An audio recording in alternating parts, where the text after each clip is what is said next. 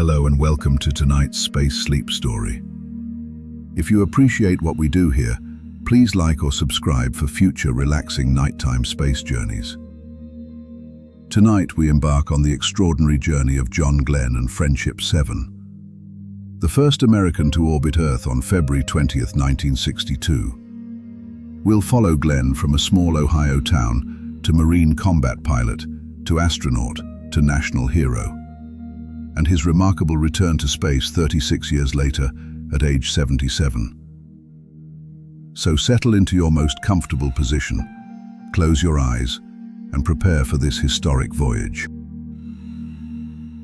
And let us prepare your body and mind with gentle breathing.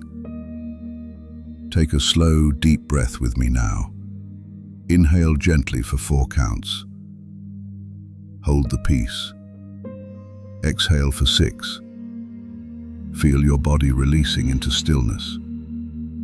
With each breath you become more relaxed, your shoulders dropping, your jaw unclenching. Breathe in the calm of space. Exhale all tension. Let my voice guide you to complete relaxation.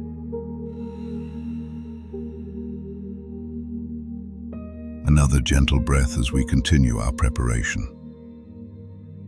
This time notice how your chest rises and falls, like the gentle orbit of a spacecraft circling Earth.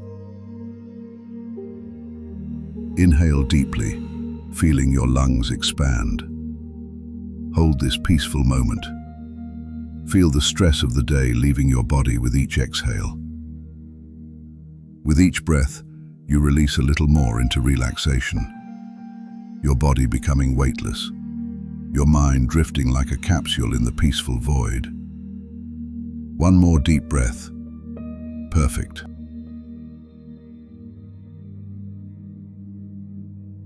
February 20th, 1962. Dawn breaks over Cape Canaveral, Florida. Launch Complex 14 stands illuminated by massive floodlights. Atop the gleaming white Atlas rocket sits Friendship 7, a small cone-shaped Mercury capsule just 6 feet 10 inches long. Inside that cramped 36 cubic feet of space, John Glen has been lying on his back for over 3 hours, waiting. Outside, 220,000 people have gathered along beaches and roadsides. They've come to witness history, to see an American finally orbit Earth 9 months after Soviet cosmonaut Yuri Gagarin achieved the feat.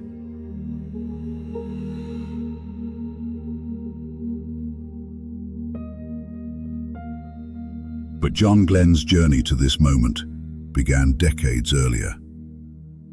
Born July 18, 1921 in Cambridge, Ohio, raised in the tiny town of New Concord, population 1,100, his father, John Herschel Glen Sr., worked as a railroad conductor, then owned a plumbing business.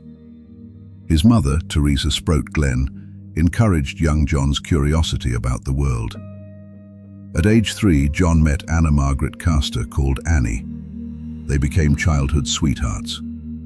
On April 6, 1943, they married, a partnership that would last 73 years.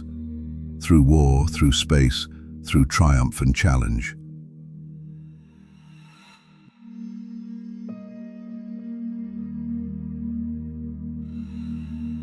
Glen's path to the stars led first through combat. World War II service as a Marine Corps pilot flying F-4U Corsair aircraft. 59 combat missions in the South Pacific between 1943 and 1945. Then the Korean War, where Glen flew 90 more combat missions. 63 with the Marine Corps, 27 on exchange with the Air Force. During the final 9 days of the Korean War, Glen shot down 3 MiG-15 fighters. Earned the nickname Old Magnet Ass for returning with battle damage. Nearly 9,000 total flight hours, 3,000 in jets. A warrior's resume.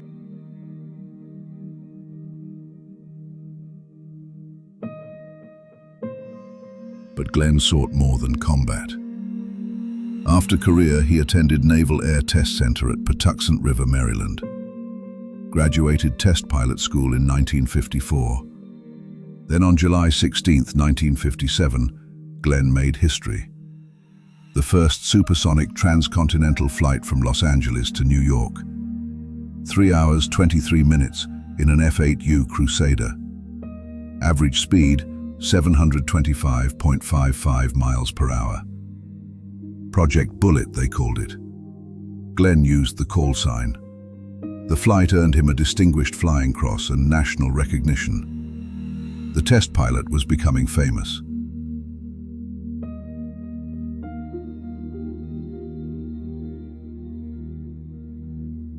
April 9, 1959.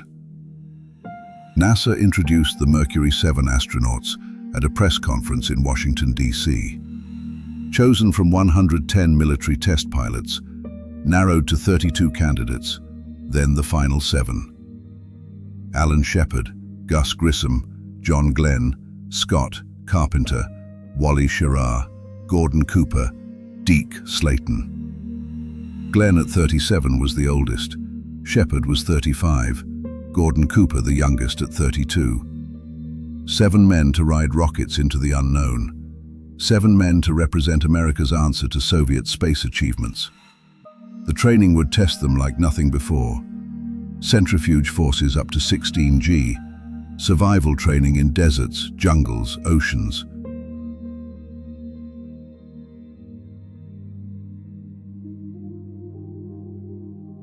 But behind every astronaut stands support. Annie Glen faced her own challenge, as formidable as any spaceflight. An 85% speech disability due to severe stuttering from childhood. Throughout Glen's military career and NASA training, Annie struggled to communicate. Avoided public speaking situations, interviews, any moment requiring fluent speech. Yet she supported John with unwavering strength, raised their 2 children, John David and Carolyn Ann, kept their family together while John flew around the world. Her courage was quiet, hidden, but no less real than the courage required to sit atop a rocket. Annie's triumph would come later.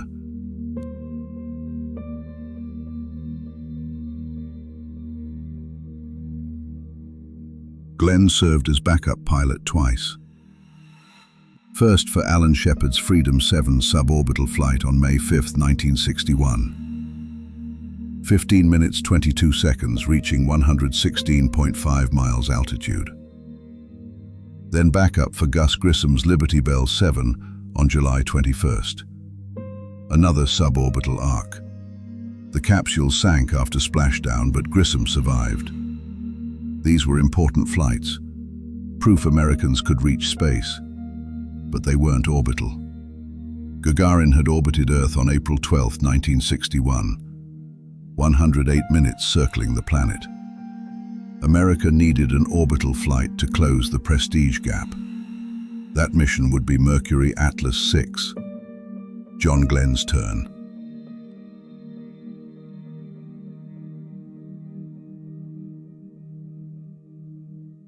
The mission was originally scheduled for December 20th, 1961. But delays plagued the program.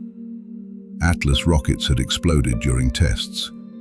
Engineers worked frantically to ensure reliability. Between January 16th and February 20th, 1962, the mission scrubbed 6 times. Weather 5 times, technical issues once. Each delay increased tension. Glen waited with characteristic calm, a test pilot's patience, understanding that launches happen when they're ready, not when scheduled. Finally, February 20th dawned with acceptable weather. Launch Complex 14 was go. The Atlas was fueled and ready. America would attempt orbital flight today.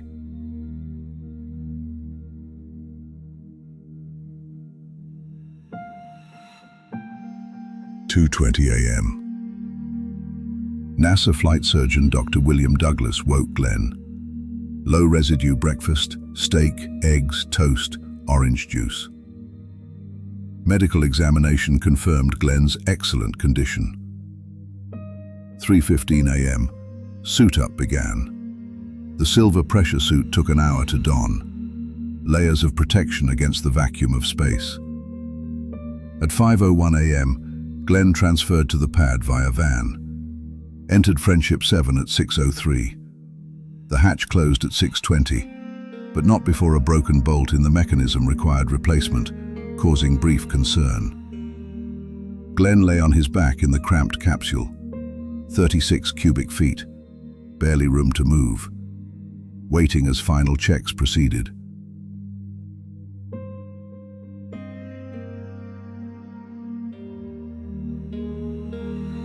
Glen had named his spacecraft Friendship 7. The 7 honored all Mercury 7 astronauts, a gesture of unity and respect. The capsule was Mercury spacecraft number 13, 6 feet 10 inches long, 6 feet 2.5 inches diameter at the base. Heat shield, 74.5 inches across. Total weight at launch, 2,987 pounds for the spacecraft alone. But with the Atlas rocket beneath it, the total stack weighed 260,000 pounds. That massive Atlas D missile modified for Mercury stood 95 feet tall. Powered by 3 engines, generating 367,000 pounds of thrust. Fueled with refined kerosene and liquid oxygen.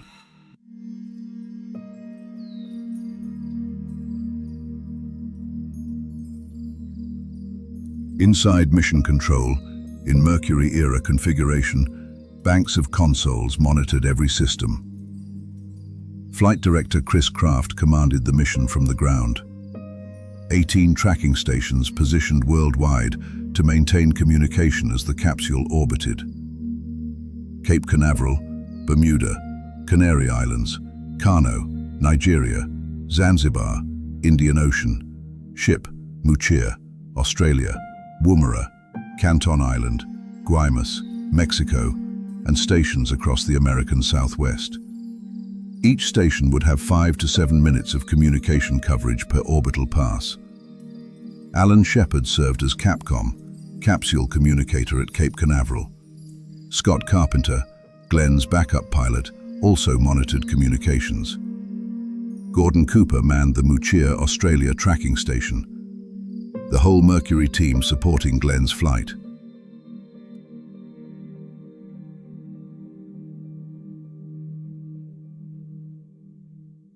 The countdown proceeded towards zero. Weather conditions had improved. Cloud ceiling acceptable. All systems showed green. At T-2 seconds, Scott Carpenter transmitted the words that would become immortal. Godspeed, John Glen. Carpenter later explained he chose Godspeed as an appropriate send-off combining prayer, hope, and farewell. More personal than good luck. Glen later said it meant everything to him. 9:47:39 a.m. Eastern Standard Time, the Atlas rocket ignited. 367,000 pounds of thrust lifted the stack. Glen radioed, "The clock is operating, we're underway." Characteristically methodical, focused on procedures even in the most dramatic moment of his life.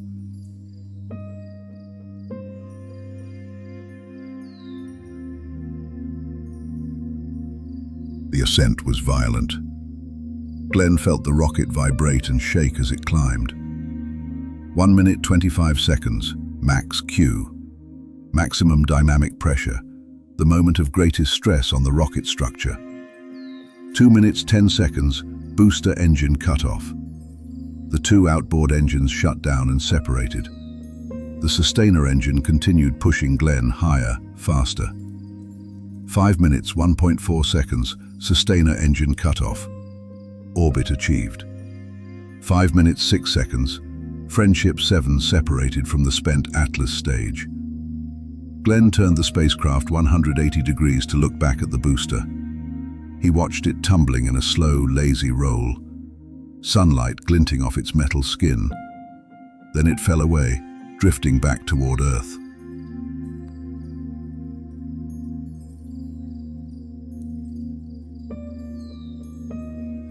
Zero G and I feel fine. Glen's famous first report from orbit.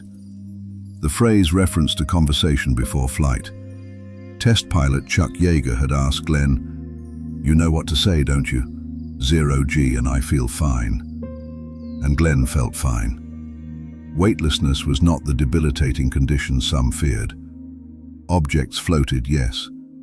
His body pressed gently against the restraints, but he could think clearly, operate controls, perform tasks. Through the single window, Glen saw the curve of Earth, 162.2 statute miles at apogee, 100 miles at perigee, traveling 17,500 miles per hour, 5 miles per second, circling the planet every 89 minutes.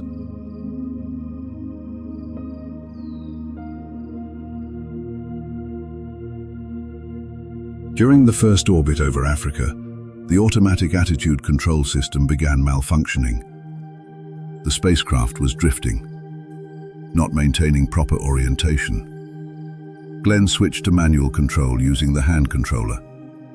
Years of test pilot experience guided his hands, adjusting pitch, yaw, and roll with small thruster bursts. The spacecraft responded perfectly. Glen demonstrated the Mercury capsule could be flown manually if needed.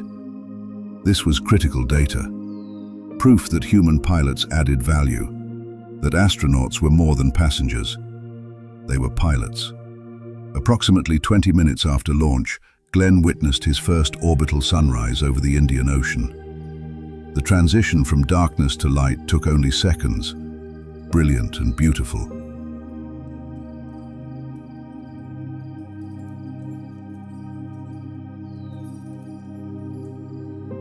The second orbit brought wonder. As the second sunrise approached over Australia, Glen noticed something extraordinary. Luminous particles outside his window.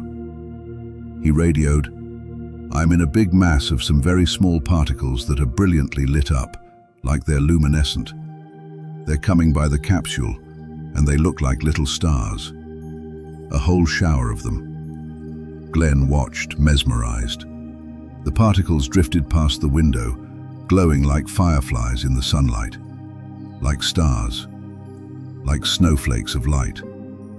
What were they? Ice crystals, debris, something else. The mystery captivated everyone listening. Beautiful phenomena in the dark void, light where it shouldn't be.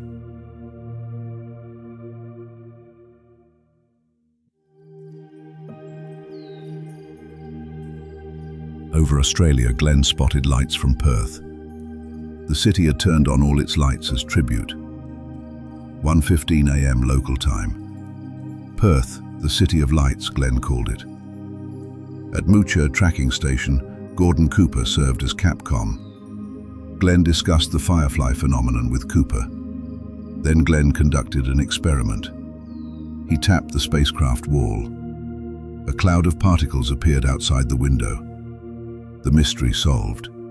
The fireflies came from the spacecraft itself. Frozen condensation from the attitude control thrusters. Ice crystals illuminated by sunlight against the black background of space. Simple physics creating poetry. Light dancing in the void.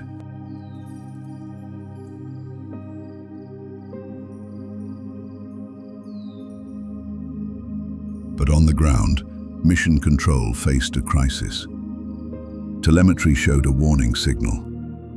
Segment 51. The heat shield might be loose. If the heat shield separated during re-entry, Friendship 7 would burn up. Glen would perish in a fireball. There would be nothing anyone could do. Flight Director Chris Kraft and his team analyzed the data. Was it a real problem or a faulty sensor? They couldn't confirm either way. The decision fell to Kraft. He later called it the worst moment of his career to that point. Inform Glen and risk panic, or wait. Kraft chose a middle path. Subtle queries, careful monitoring, preparing contingency plans without alarming the pilot.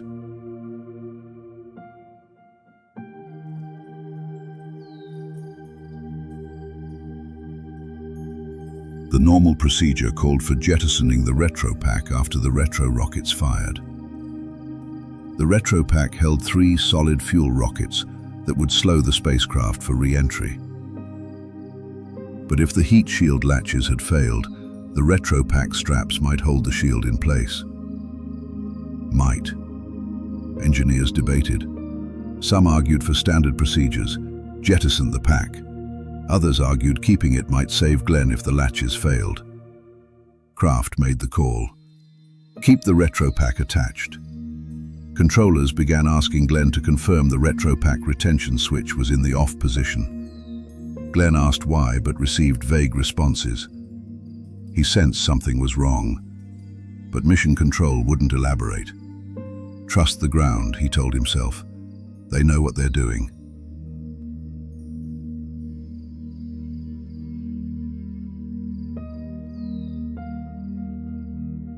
The third orbit continued. Glen watched Earth pass below. Weather patterns, coastlines, the deep blue of oceans. 4 hours, 33 minutes mission elapsed time. Retrofire sequence initiated. 3 retro rockets fired in sequence, 5 seconds apart. Each generated 1,000 pounds of thrust for 10 seconds. Glen felt the deceleration, the spacecraft slowing from 17,500 miles per hour, beginning the long fall back to Earth. 4 hours, 38 minutes. Re-entry begins. Friendship 7 entered the atmosphere at a 25-degree angle. The angle was critical. Too steep and the G-forces would be fatal. Too shallow and the capsule would skip off the atmosphere back into space. 25 degrees. Precise.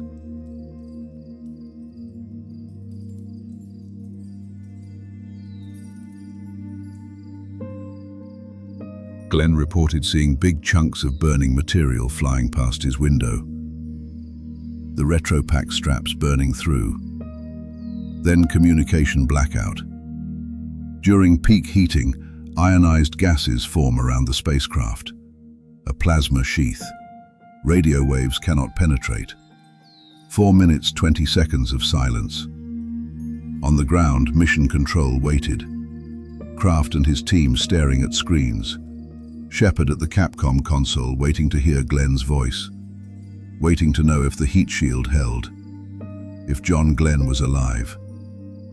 Outside the capsule, the heat shield surface reached 3,000 degrees Fahrenheit, 1,649 degrees Celsius.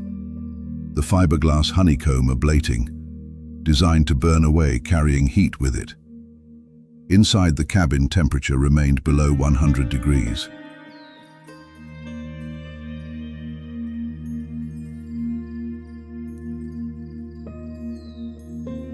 Glen watched a real fireball outside the window.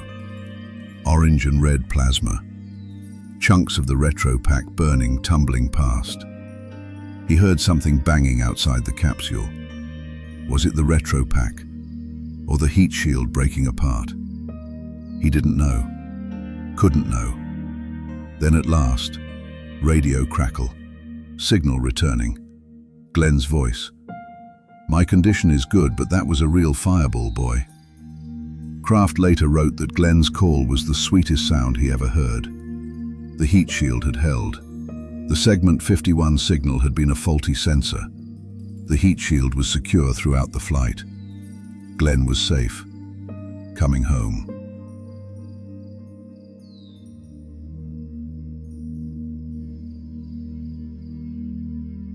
"2:40 p.m. Drogue parachute deployed at 21,000 feet. Slowing the descent. 2:40 p.m. main parachute at 10,800 feet. A 63-foot diameter orange and white parachute, beautiful against the blue sky. Glen descended gently, swaying beneath the canopy. 2:43 p.m. splashdown, Atlantic Ocean. 40 miles short of the predicted impact point due to re-entry trajectory adjustments. 4 hours, 55 minutes, 23 seconds total mission time. The USS Noah, a destroyer, reached Glen within 21 minutes. At 3:01, Glen blew the hatch. 18 minutes after splashdown, he exited under his own power, walked on deck. Condition excellent.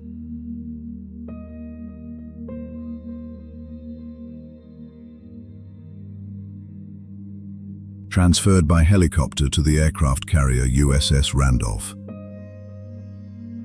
Medical examination found Glen in remarkably good health.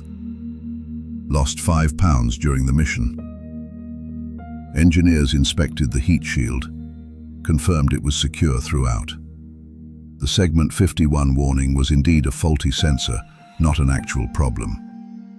Glen's life had never been in the danger mission control feared.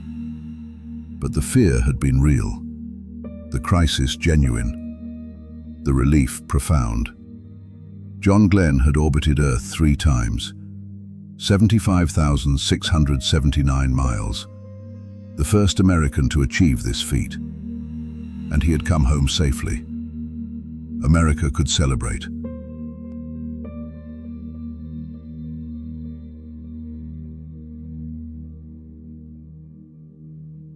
February 23rd. President John F. Kennedy visited Glen at Cape Canaveral. Kennedy had watched the launch from the White House. February 26th, the Kennedys hosted the Glen family at the White House. That same day, Glen addressed a joint session of Congress, a rare honor reserved for the most significant national achievements. March 1st, 1962, New York City ticker tape parade. An estimated 4 million people lined the streets, one of the largest parades in New York history. Confetti falling like fireflies. Glen waving from the motorcade. A hero's welcome. The whole nation celebrating.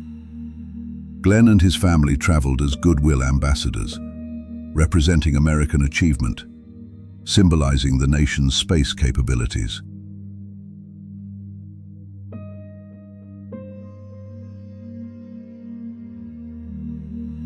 But then President Kennedy made a decision that would frustrate Glen for years. Glen was too valuable as a symbol to risk on another spaceflight. Kennedy told NASA administrators Glen was a national asset, too important to lose. Effectively, Glen was grounded. Glen wanted desperately to fly again, felt the grounding was punishment rather than protection, chafed at desk assignments and administrative work, watched as other Mercury astronauts flew Gemini missions, watched as Apollo prepared to send men to the moon. Glen, the first American to orbit Earth, would not fly in the Gemini or Apollo programs. The hero sat at a desk, patient but frustrated.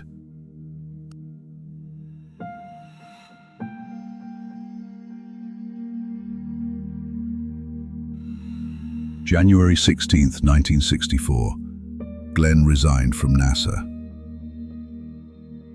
Also retired from the Marine Corps as a colonel, he joined the board of directors of Royal Crown Cola, pursued various business ventures, but politics called. 1964 First Senate campaign, Ohio Democratic primary. But Glen withdrew after a serious head injury from a bathroom accident, concussion and inner ear damage.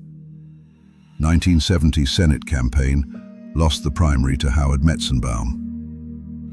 Finally, 1974, successfully elected U.S. Senator from Ohio, defeating incumbent Republican Ralph Pett.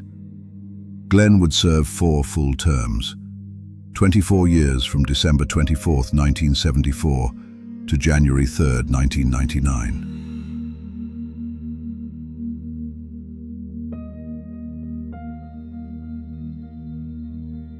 Glen worked on the Governmental Affairs Committee, serving as chairman.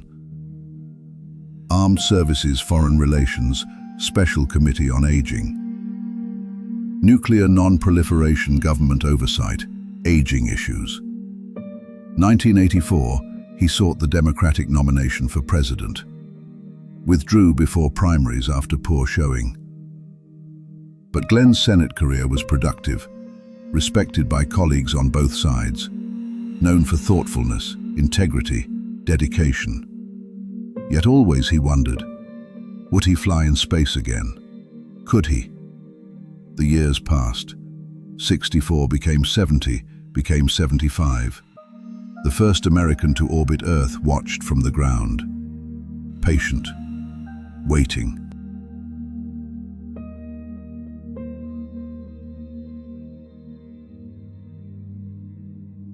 Then in 1973, something remarkable happened. Not to John, but to Annie. At age 53, after decades of struggling with 85% speech disability, Annie decided to seek treatment. Her daughter encouraged her. Annie traveled to Hollins Communications Research Institute in Roanoke, Virginia. 3-week intensive program, hours daily with speech therapists, working through the stuttering that had defined her communication for 50 years. And Annie broke through, achieved near complete fluency. Called John from Virginia with clear speech. He initially didn't recognize her voice. His wife could speak freely. After all those years, all that courage.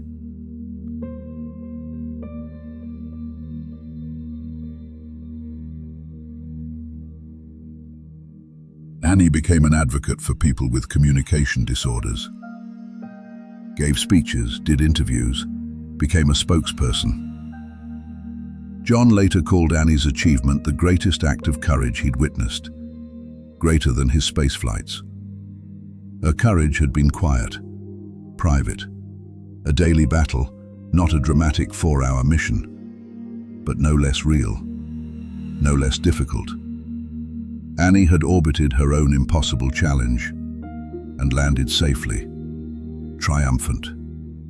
John and Annie partners, two heroes supporting each other, through war, through space, through stuttering, through Senate. 73 years of marriage, from age 3 to the end.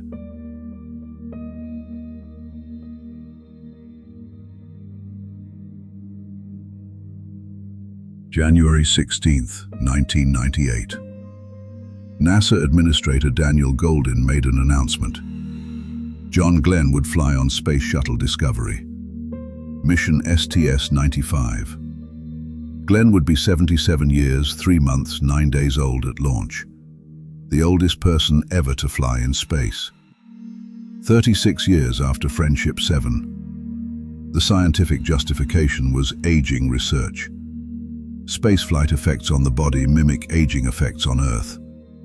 Bone density loss, muscle atrophy, balance disruption, sleep disorders, immune system changes.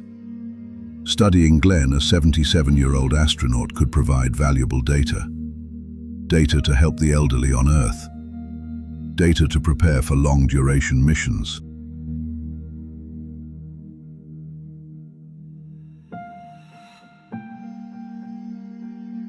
Glen announced he would not seek re-election to the Senate, making room to prepare for the flight. Annie supported him fully, now able to speak eloquently about her pride, about his courage, about their partnership. October 29th, 1998. 2:19 p.m. Eastern Standard Time.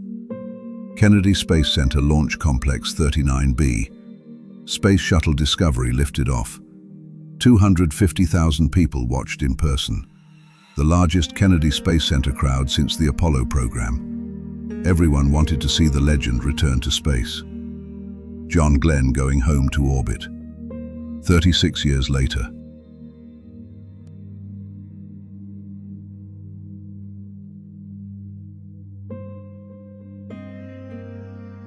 The crew welcomed Glen. Commander Curtis Brown, pilot Stephen Lindsay, mission specialists Scott Parazinski, Stephen Robinson, Pedro Duque from the European Space Agency, Chiaki Mukai from Japan, payload specialist John Glen. Brown said flying with Glen was like flying with history. The crew treated Glen as an equal team member despite the age difference. Despite the legend status, they worked together, conducted over 80 experiments. Glen participated in aging research studies, sleep monitoring, cardiovascular tests, balance and coordination, immune response. 8 days, 21 hours, 44 minutes. 213 hours total, 134 orbits of Earth.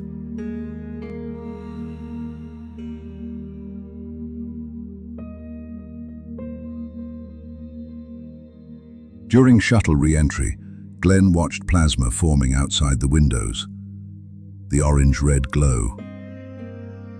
Remembering 1962, remembering the real fireball, remembering the fear and the triumph. 36 years compressed into a single moment of recognition.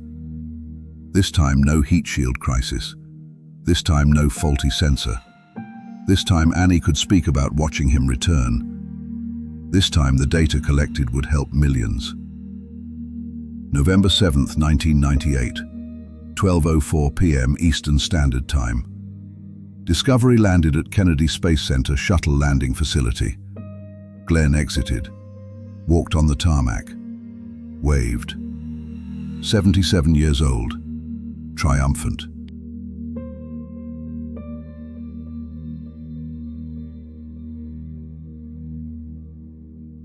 January 3rd, 1999. Glen left the Senate after 24 years. Ohio State University had renamed its school the John Glenn College of Public Affairs in 1998. 2012, Glen received the Presidential Medal of Freedom from President Obama. Countless honorary degrees and awards. Glen and Annie continued their partnership. Public service, advocacy work, living quietly in Ohio. The hero at rest. April 6, 2016, John and Annie celebrated their 73rd wedding anniversary. 73 years. From childhood sweethearts to elderly partners.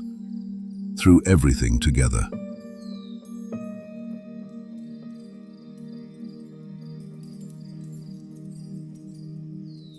Glen's health declined. Heart valve replacement surgery 2014. Multiple hospitalizations. The body that had withstood combat G-forces, orbital flight and aging research, finally wearing down. December 8, 2016, Ohio State University Wexner Medical Center. John Glen died at age 95. Complications following hospitalization. December 17th, state funeral at Ohio State University. Full military honors. Burial at Arlington National Cemetery. A Marine, an astronaut, a senator, a husband. Home at last.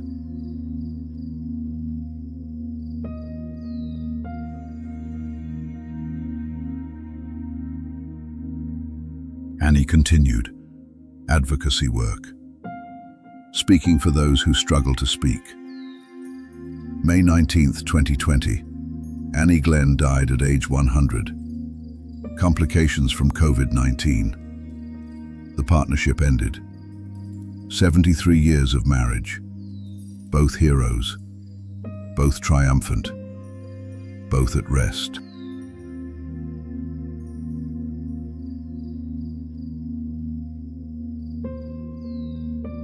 The legacy endures. John Glenn Columbus International Airport. Named in his honor. John Glenn Highway. Interstate 480 in Ohio. Schools, facilities, museums. His name remembered. First American to orbit Earth. Forever. That achievement cannot be taken, cannot fade.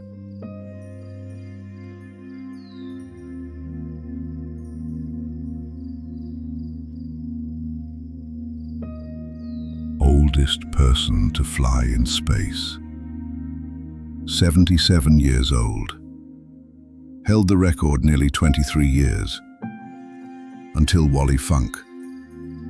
Blue Origin. July 2021. Age 82. But Glen's record stands in history, written in orbital mechanics. Permanent.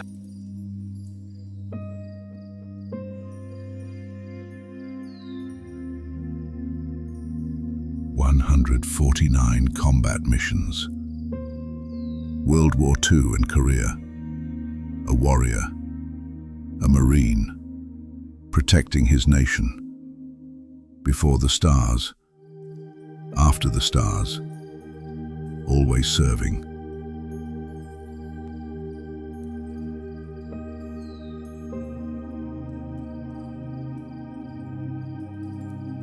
"24 years in the Senate. 4 terms. Government oversight, nuclear non-proliferation, aging advocacy, public service, different kind of mission, equally important.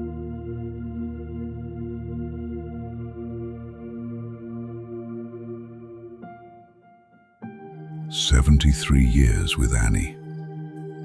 From age 3. Childhood sweethearts, partners in everything. Her courage, his courage, together orbiting life.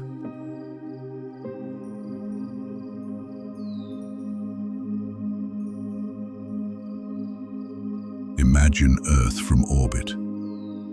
Peaceful blue marble. No borders visible. Just beauty. Just home.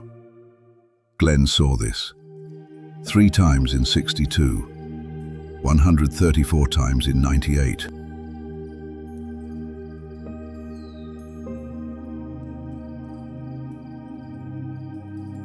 Three sunsets, 3 sunrises. 1962. Each lasting only seconds. Brilliant. Beautiful. Eternal cycle.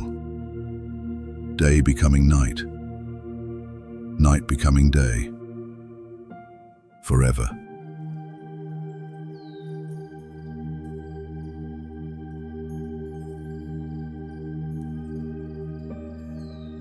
The fireflies still drift. In memory. Luminous particles. Like stars. Like snowflakes of light. Frozen condensation. Catching sunlight. Dancing in the void. Peaceful.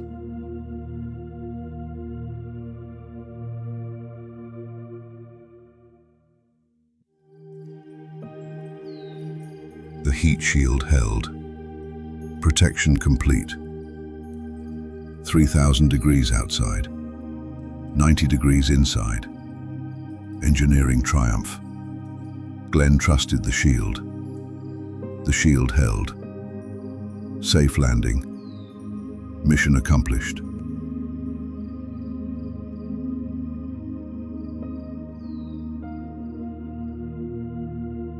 Zero G and I feel fine. Echoing through time. Glen's first words from orbit. Calm. Professional. Reassuring. Everything is fine. Weightless. Peaceful. Fine.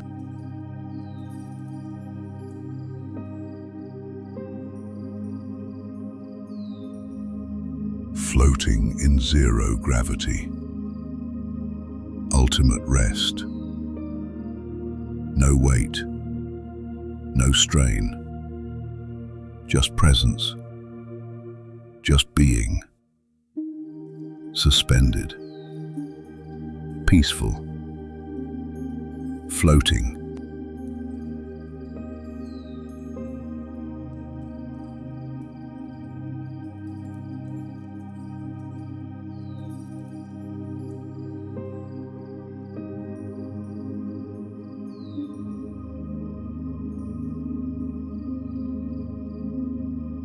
Journey complete. Orbits finished. Launch. Flight. Re-entry. Splashdown. Recovery. Home. Complete.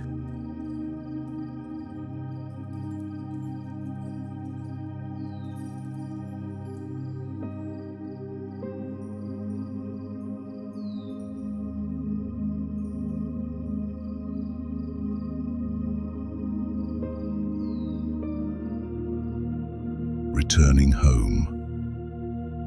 To Earth. To rest. The capsule descending. Parachute open. Orange and white. Drifting down. Gentle. Coming home. Safe.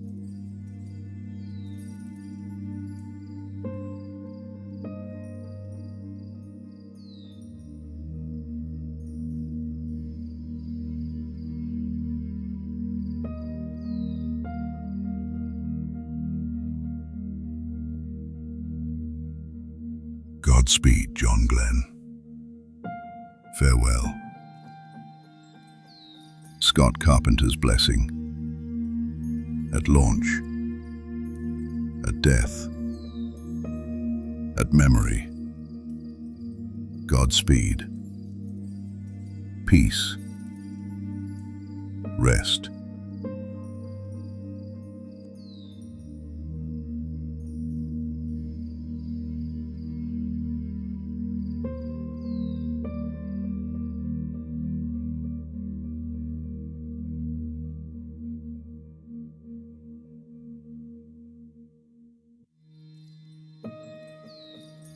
Stars surround you. Infinite calm. Deep space. Peaceful void. No sound. Just light. Just stillness. Forever.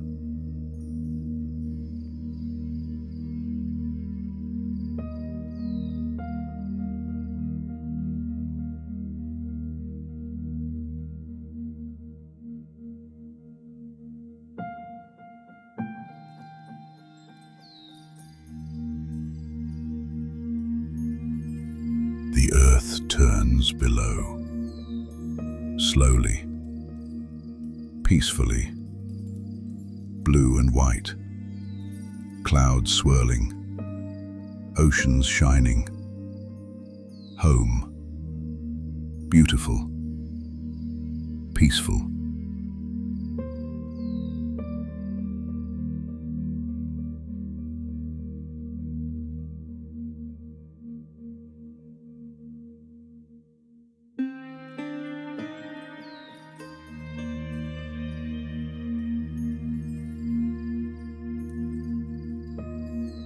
Orbital sunrise, light breaking, darkness becoming day, instant transition, brilliant, beautiful, eternal, peaceful.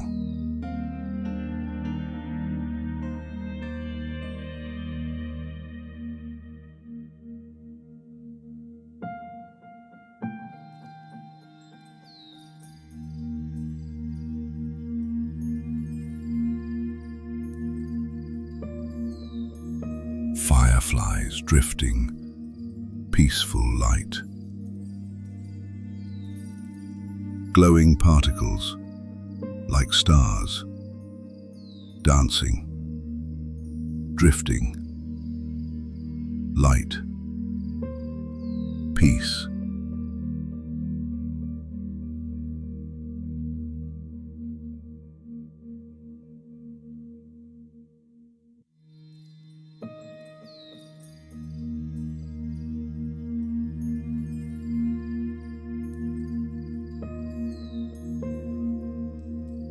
Mercury 7, flying forever.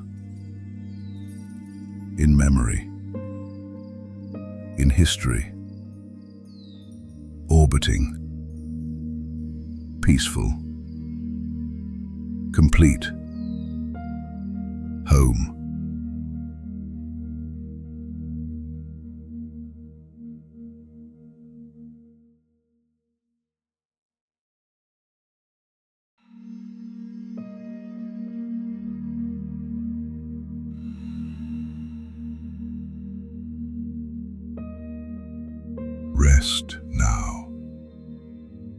complete peace. Mission accomplished. Journey complete. Safe landing. Home. Rest. Peace.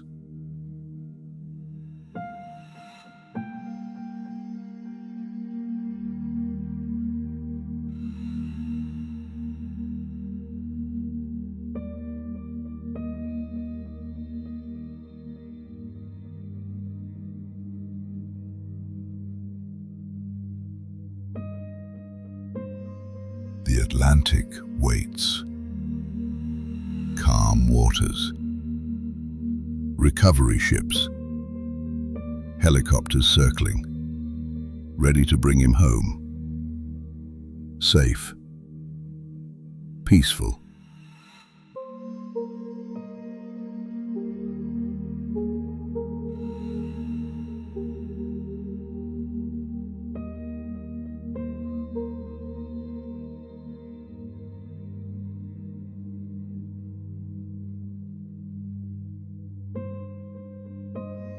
Cape Canaveral sleeps now. Launch complex quiet. The gantry empty. The pad silent. Waiting for the next mission. Resting.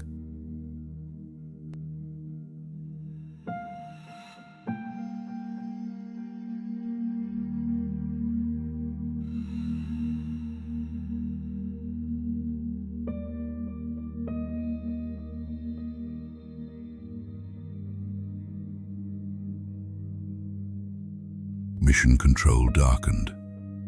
Consoles powered down. The tension released. The celebration over. Engineers resting. Heroes sleeping.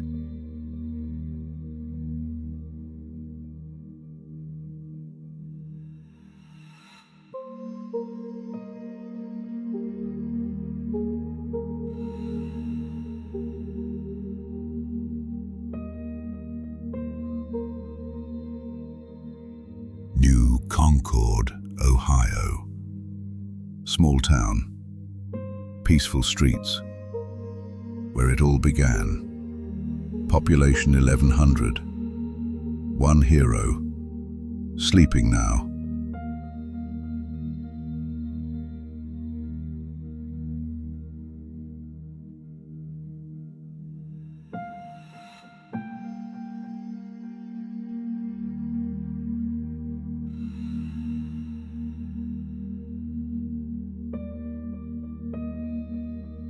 Annie rests beside him.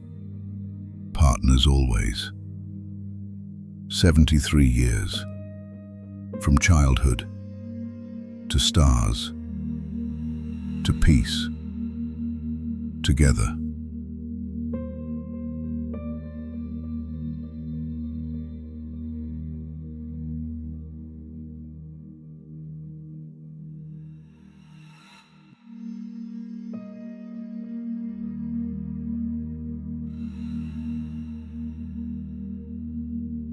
The Mercury capsule.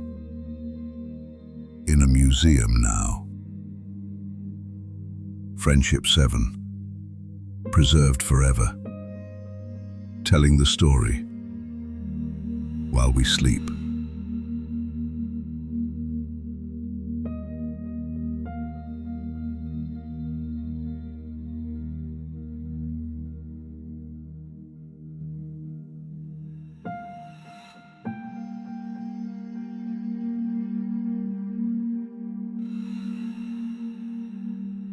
Smithsonian halls.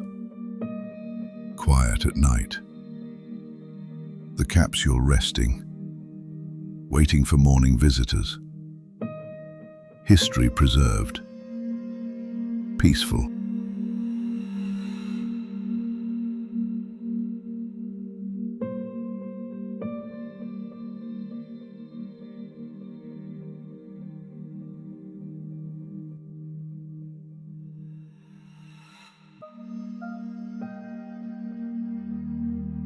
Arlington, National Cemetery.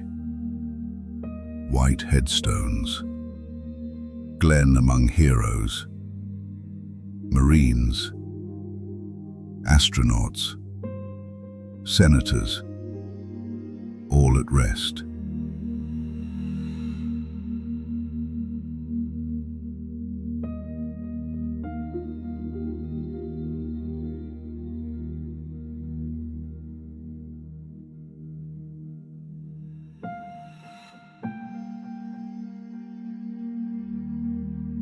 The eternal flame flickers. Kennedy's memorial nearby. Two men. One grounded the other. Both at peace now. History complete.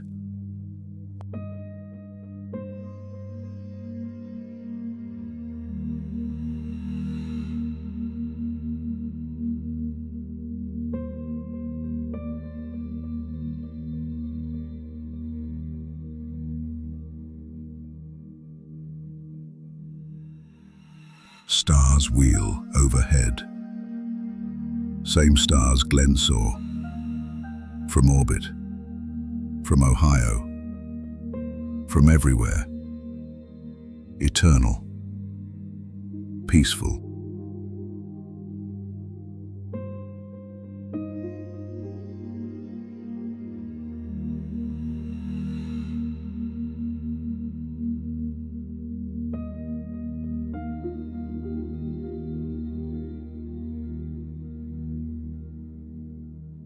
Orion rises.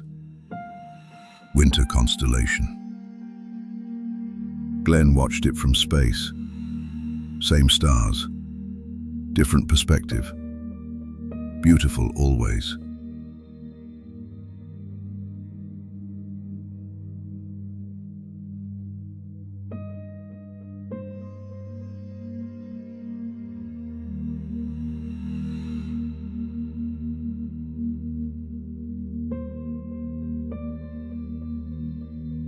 The Milky Way stretches.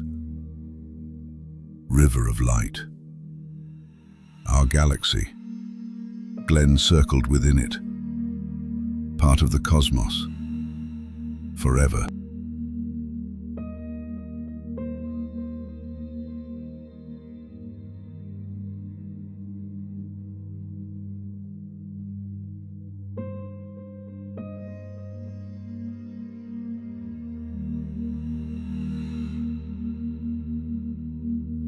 Perth still shines, city of lights.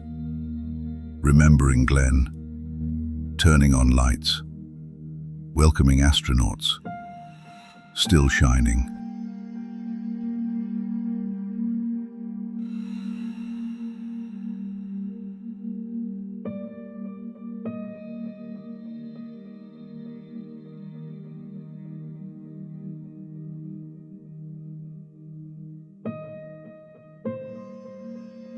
The tracking stations sleep. Muchea, Bermuda, Canary Islands. Silent now. Mission complete. Resting.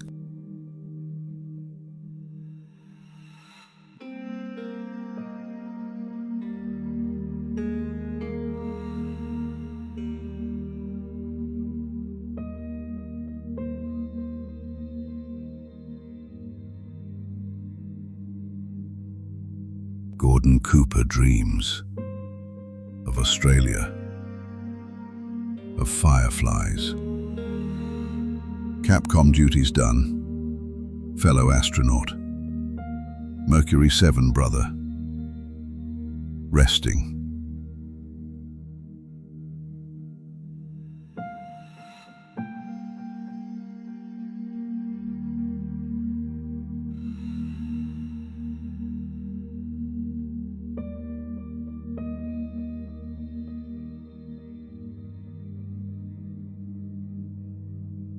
Scott Carpenter sleeps. Godspeed given. Words echoing through time. Blessing complete. Friend at peace. Both at rest.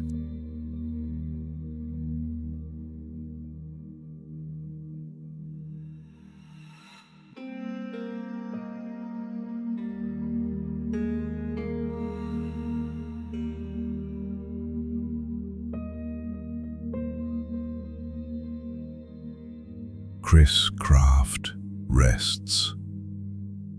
Flight director. The hardest decisions made. The right calls. Glen safe. Mission accomplished. Rest earned.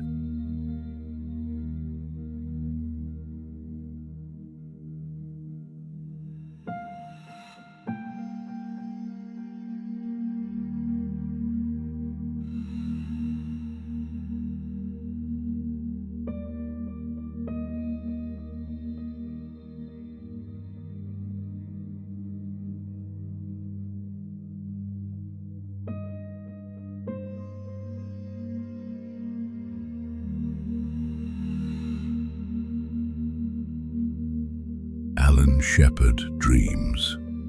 First American in space. Glen followed, then orbited. Brothers in exploration, both at peace.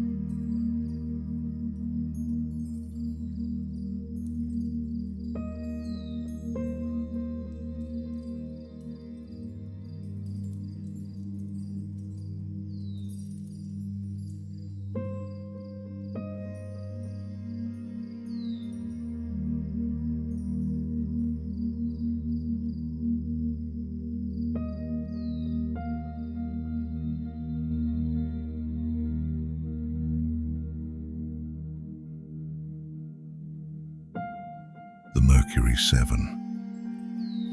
All at rest now. Shepard. Grissom. Glen. Carpenter. Shirar. Cooper. Slayton. Heroes sleeping.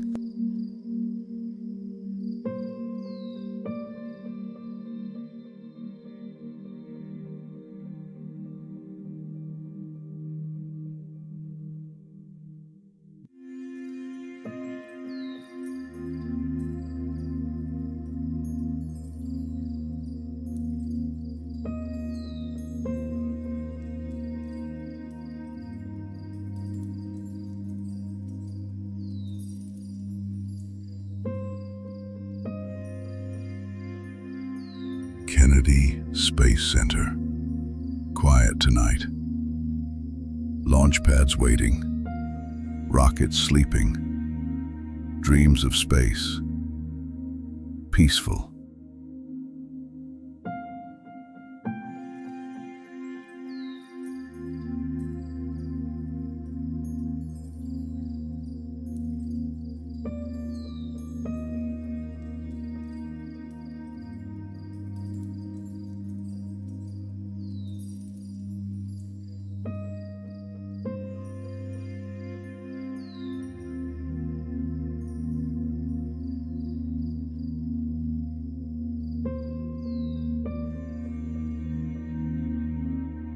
Discovery rests.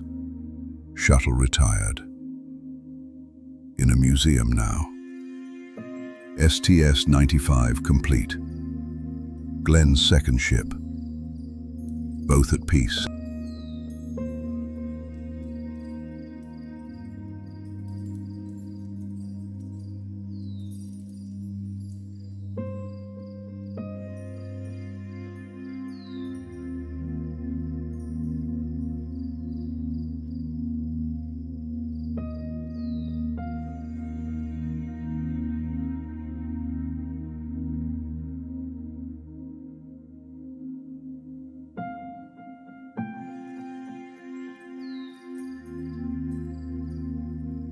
Ohio State University. Glen's College. Students sleeping, dreaming of space, following Glen's path. Peaceful campus.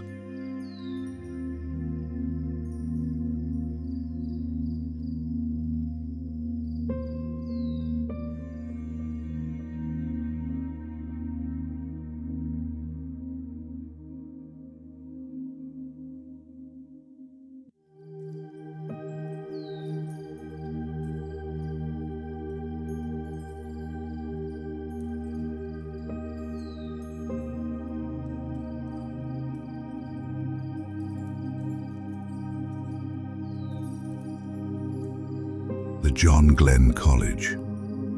Public affairs. Teaching service. Teaching courage. Teaching leadership.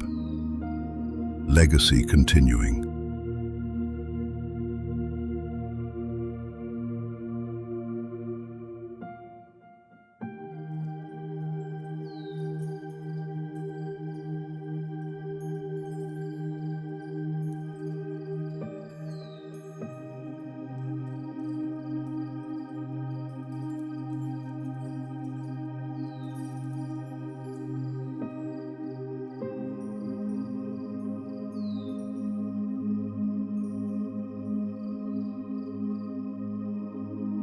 Columbus Airport. John Glen International. Planes sleeping on runways. Named for a pilot. An astronaut. A hero.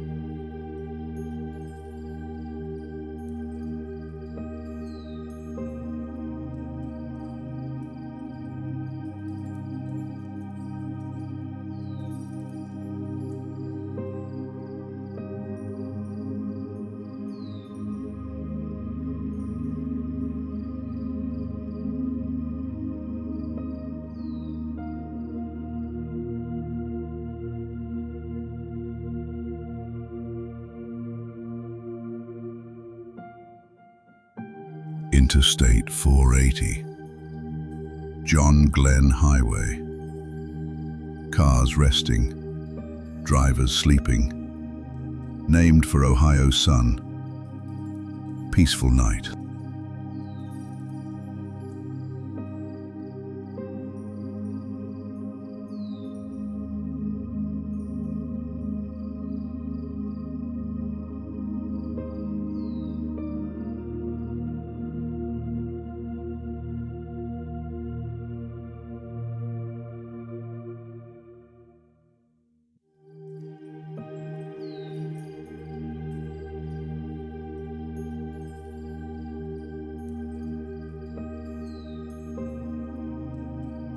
The heat shield. Still intact. Preserved with the capsule. The sensor was wrong. The shield held. Always safe.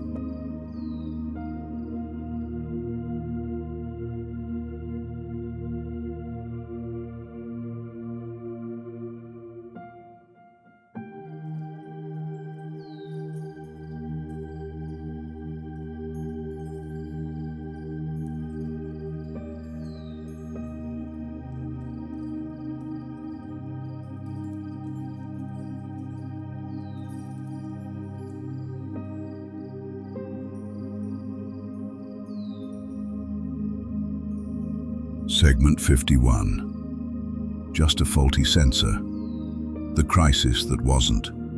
The fear unnecessary. Glen was always safe. Peaceful truth.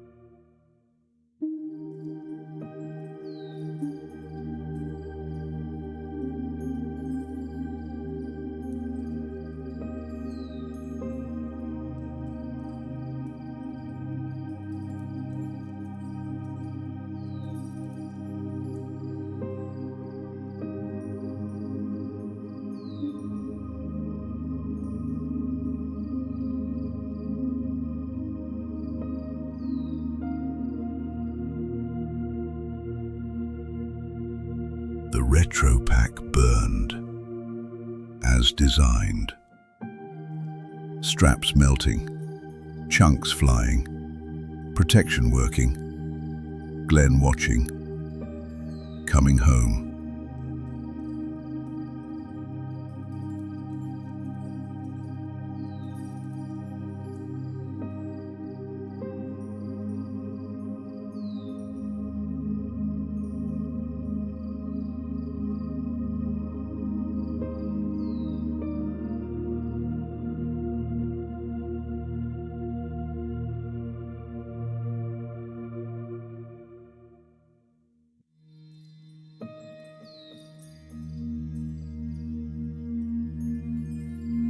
"3,000 degrees.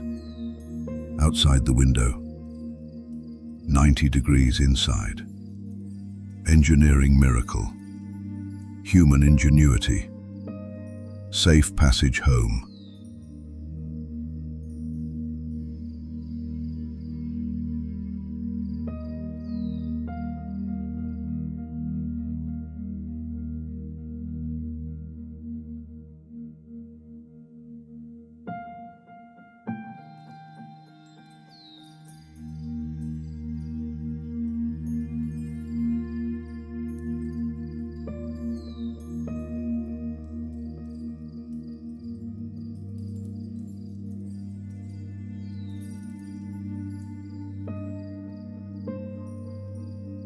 The orange parachute, blooming in blue sky, 63 feet across, orange and white.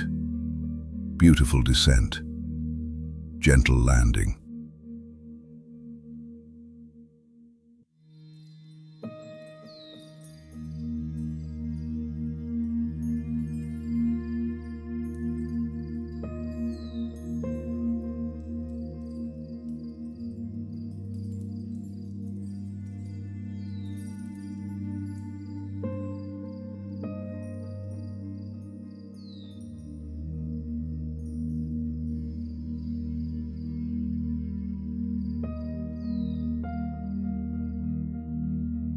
Splashdown. Water cushioning impact. Atlantic waves. Warm February ocean. Home waters. Safe arrival.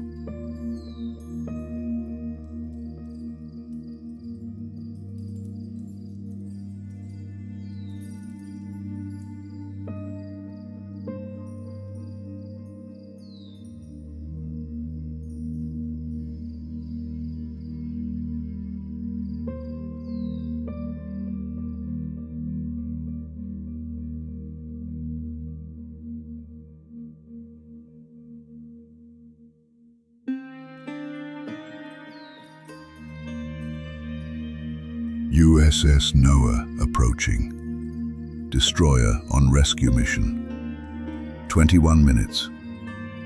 Recovery complete. Glen safe. America celebrating.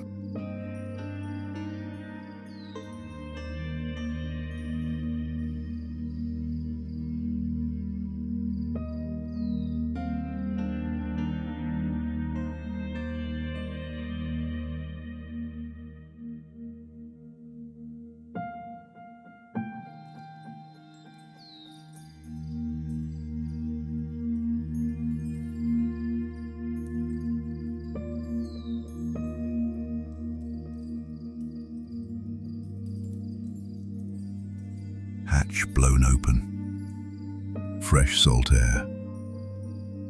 Glen stepping out. Under his own power. Waving.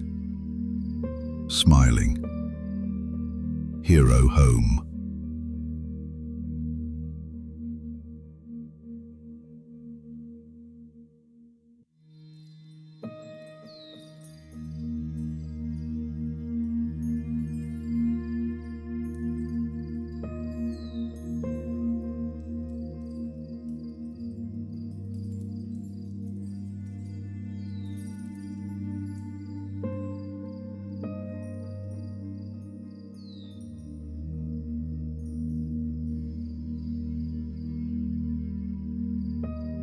USS Randolph, waiting.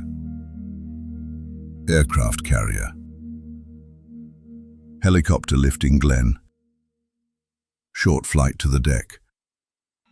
Medical team ready. All is well.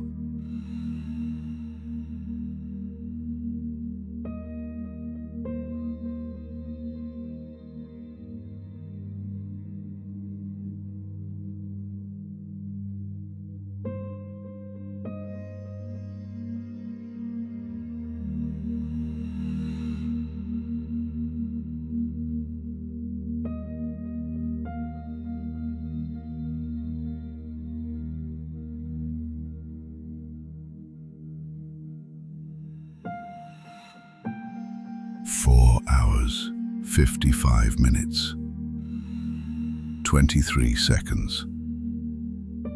3 orbits, 75,000 miles. First American. Mission complete.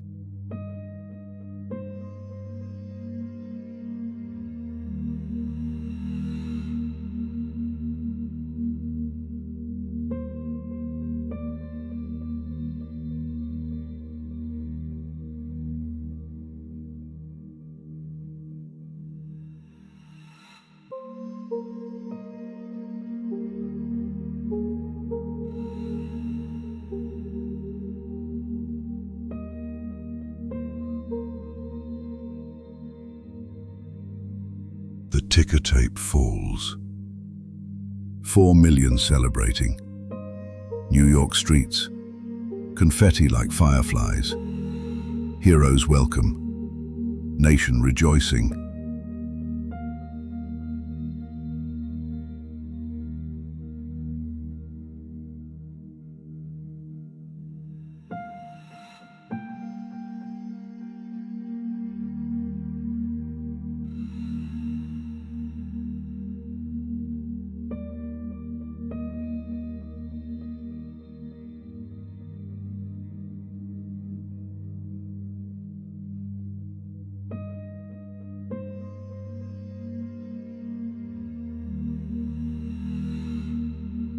Congress applauding.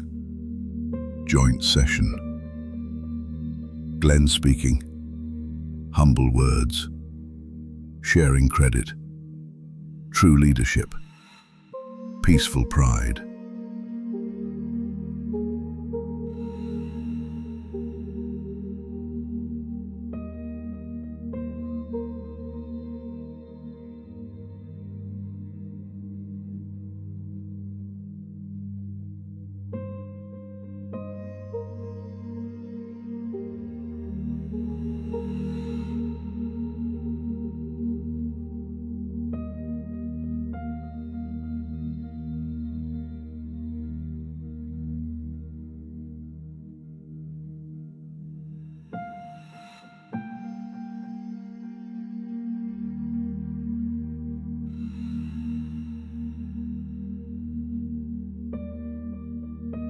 Kennedy, smiling. President, proud. America achieved orbit. The gap closed. The nation united. Peace through triumph.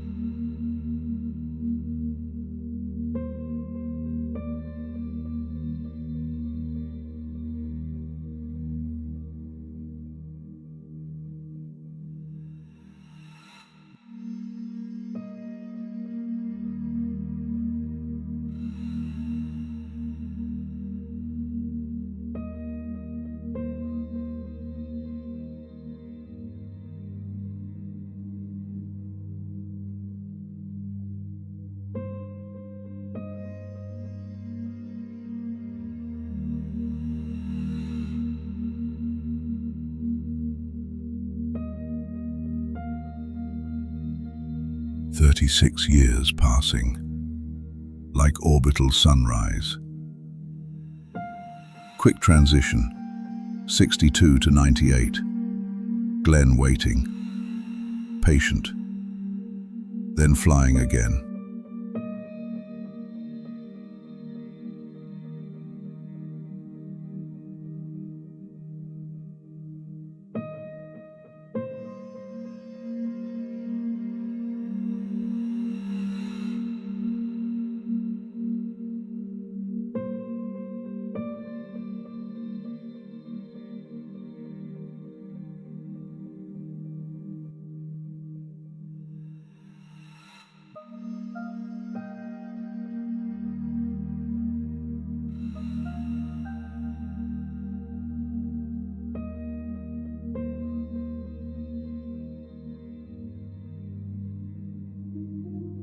Discovery launching.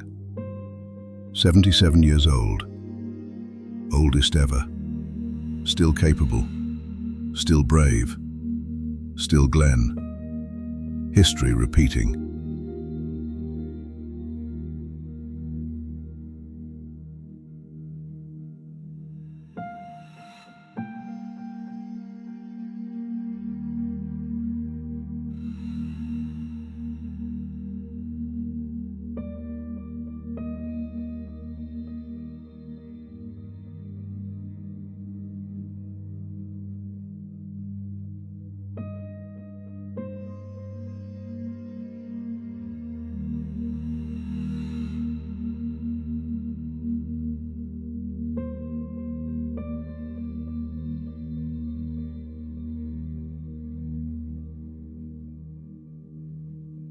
134 orbits.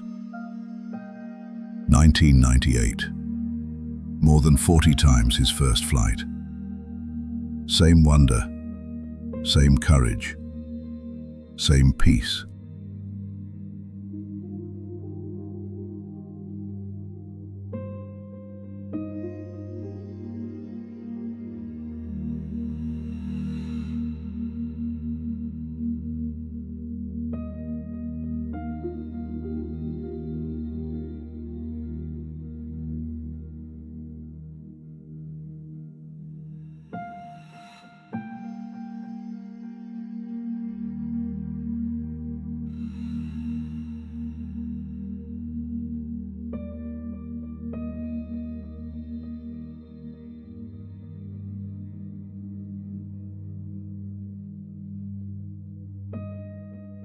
Aging research complete. Data collected, helping millions. Science served. Glen's final gift, knowledge for humanity.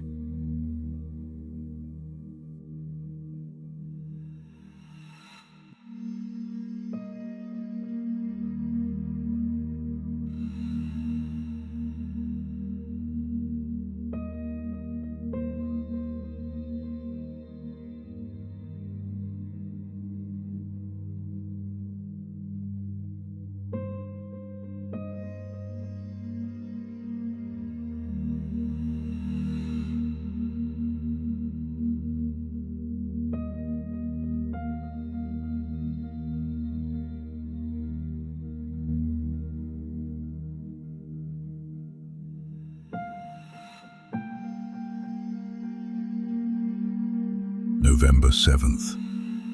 Discovery landing. Glen walking off, waving, triumphant. Circle complete. Both missions done.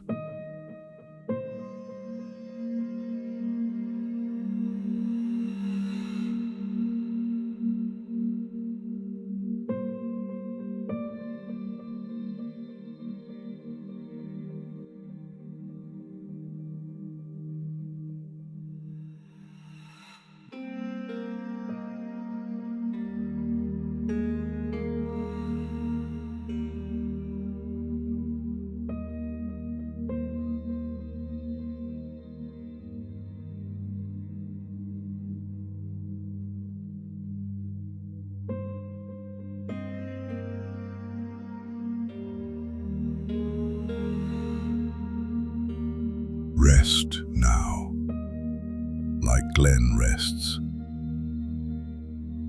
Mission complete. Life well lived. Service given. Peace earned. Sleep deep.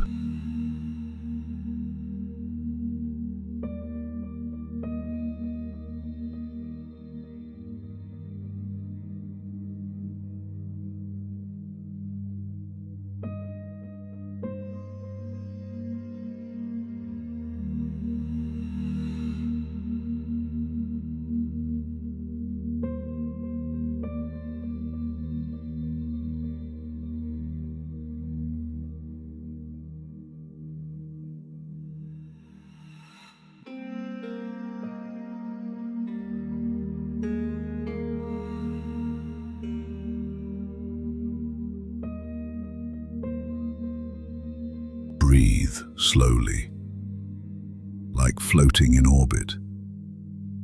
Weightless, peaceful, free, drifting, sleeping.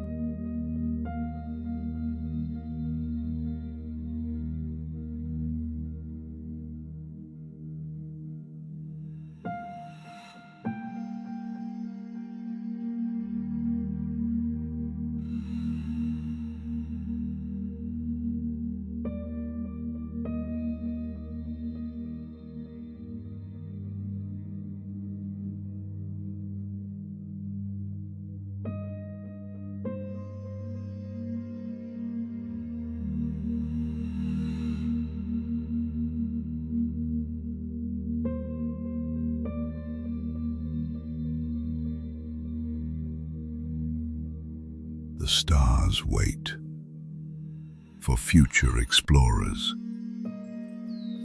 Glen's legacy, opening the path. First American, forever honored.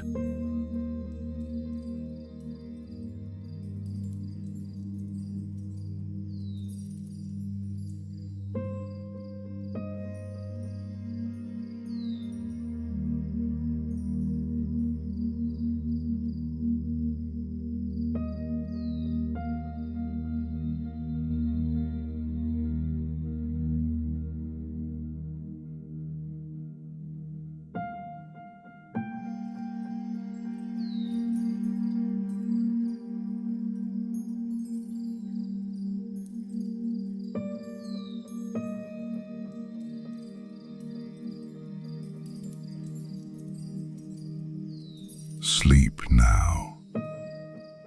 Orbit complete. Like Friendship 7. Coming home. Safe landing. Rest earned. Peace found.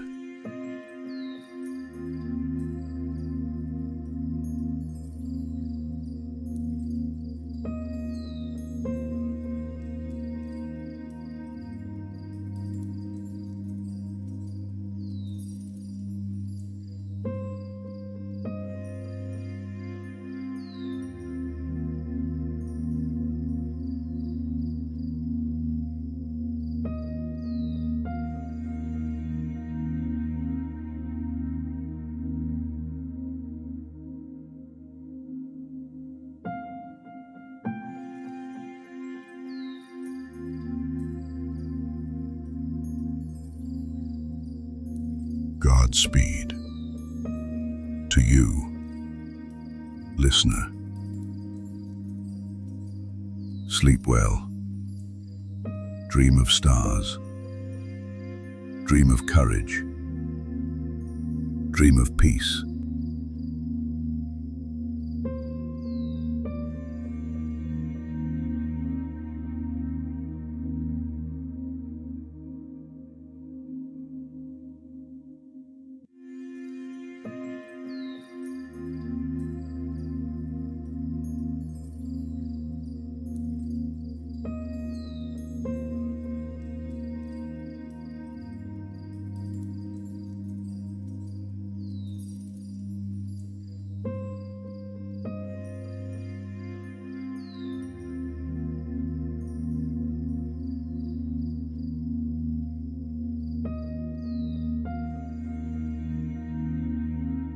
Glen sleeps.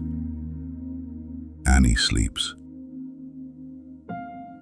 America sleeps. The world turns. Stars shine. All is well. All is peaceful.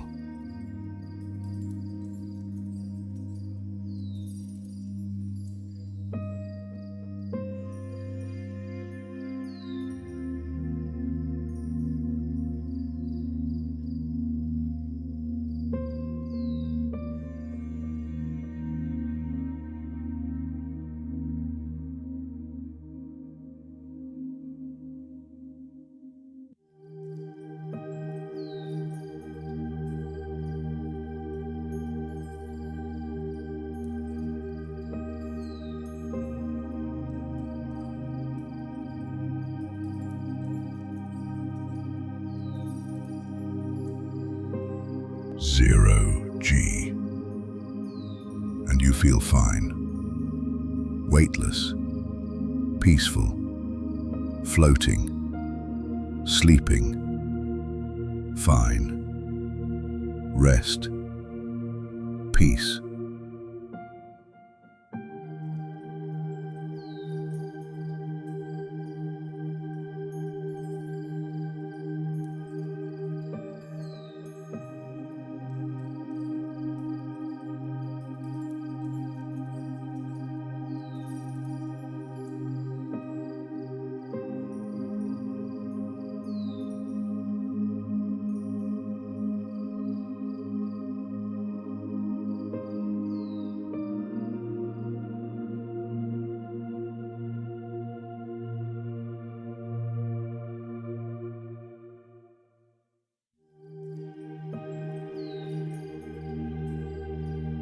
friendship,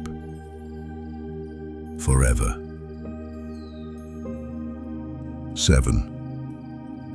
Complete, home, rest, peace.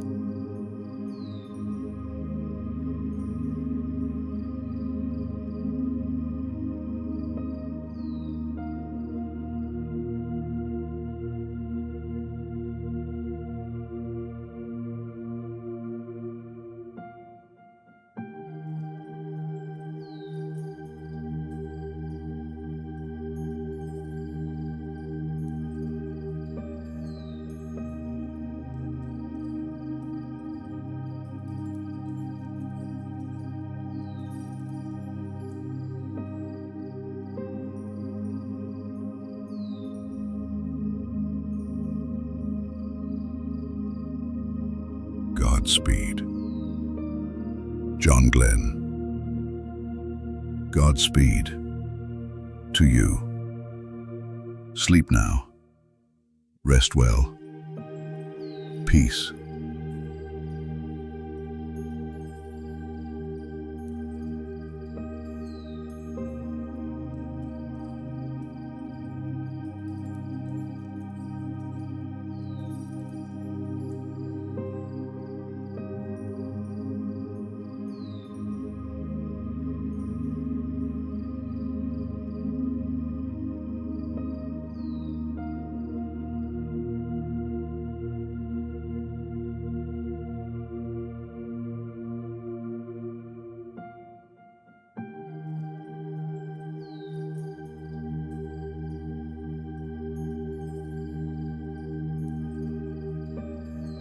Rest, peace, sleep, home, safe, complete.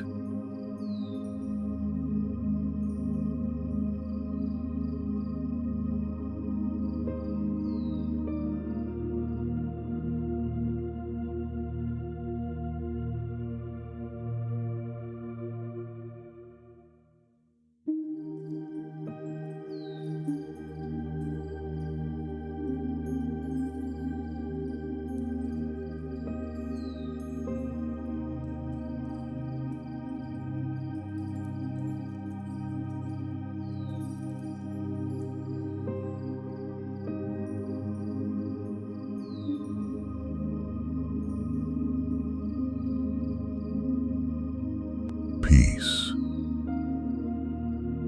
rest, sleep.